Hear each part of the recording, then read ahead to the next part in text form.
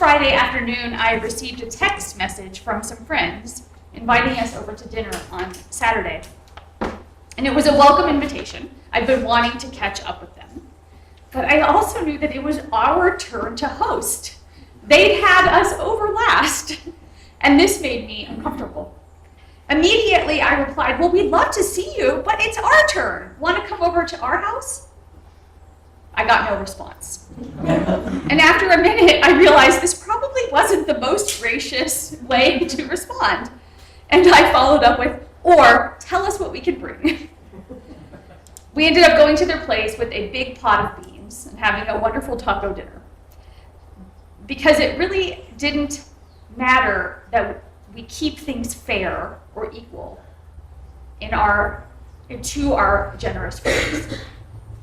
Of course, I thought of this a few days later when I read today's gospel, in which Jesus says, when you host a meal, do not invite your friends or brothers or relatives or rich neighbors in case they might invite you in return, and you would be repaid.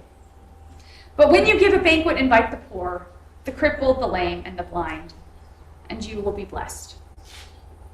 When I worked at the Church of the Epiphany about 20 years ago, when I was first ordained, they hosted unhoused families through the Interfaith Hospitality Network. Religious organizations with large meeting rooms, like a parish hall, would take 2-week stints to provide hospitality for unhoused families. Big blue tents would be set up so that each family had their own private space.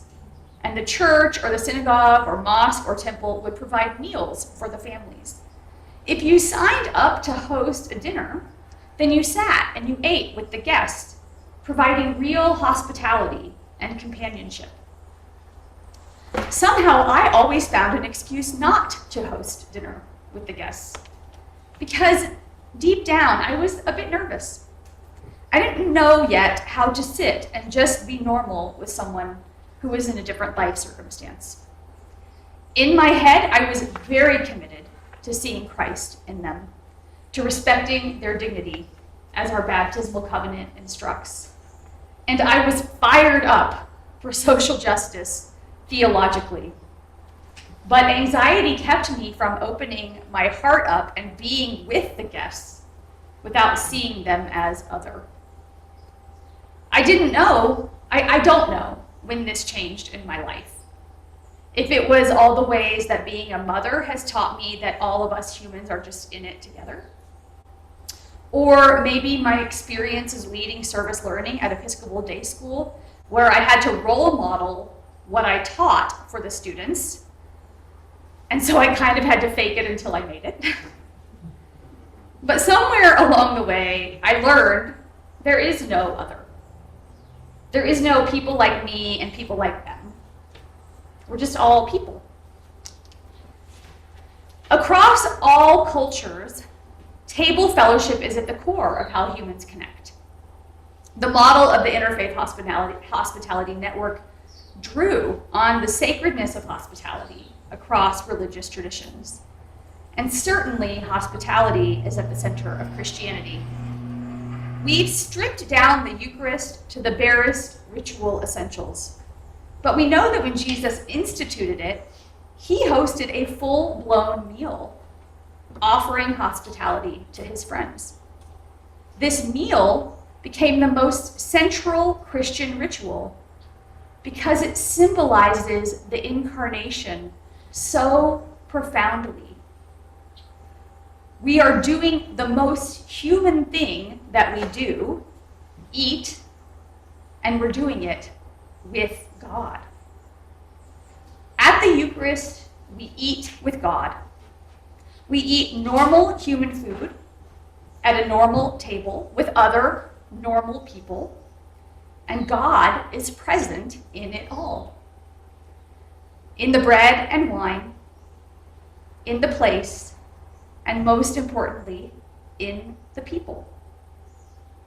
And in this way, we become more holy individually and more united as a community. What happens when we gather at this table is meant to transform us so that we can be more radically welcoming and of service to the people that Jesus tells us to invite to our banquet, the people who might not be able to reciprocate.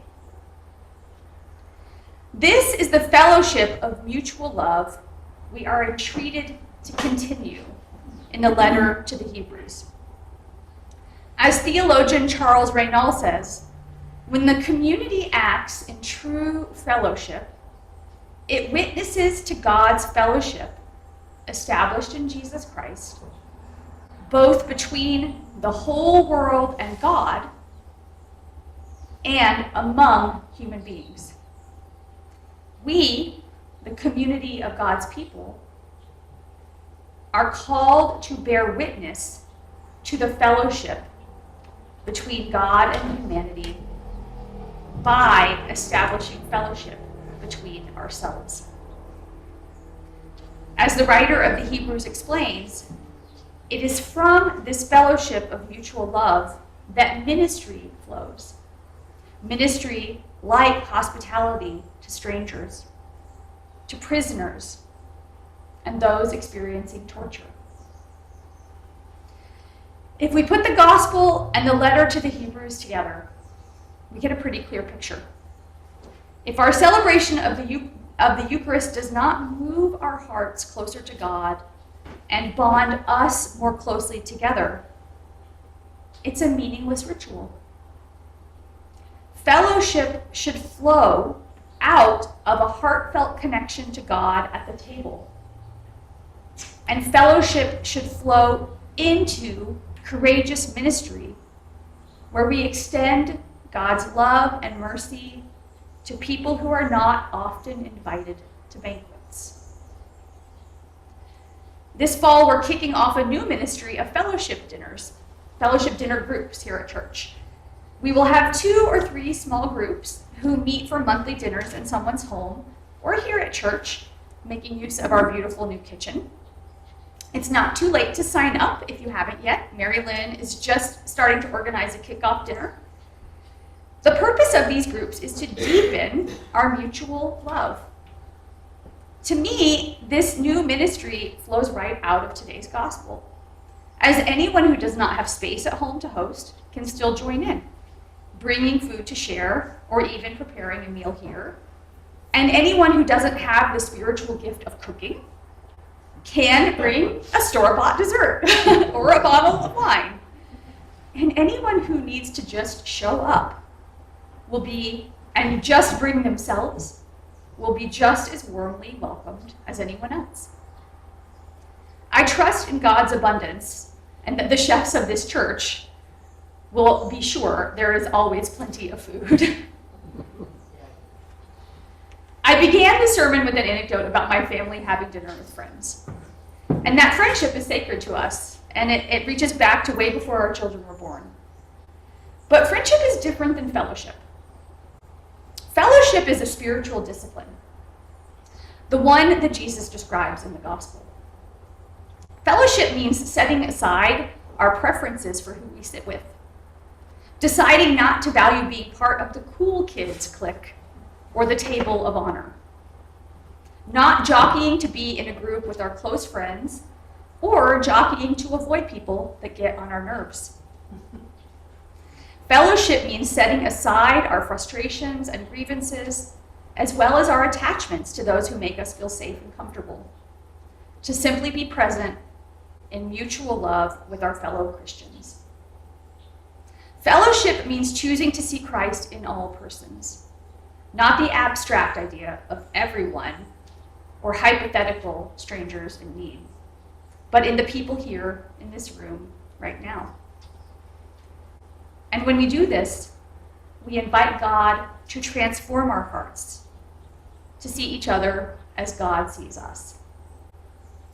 When we choose to love each other this way, by practicing the spiritual discipline of fellowship, we give witness to God's fellowship with humanity, to others. And to anyone who walks in this door, they will feel it. And they will want to join such a loving community.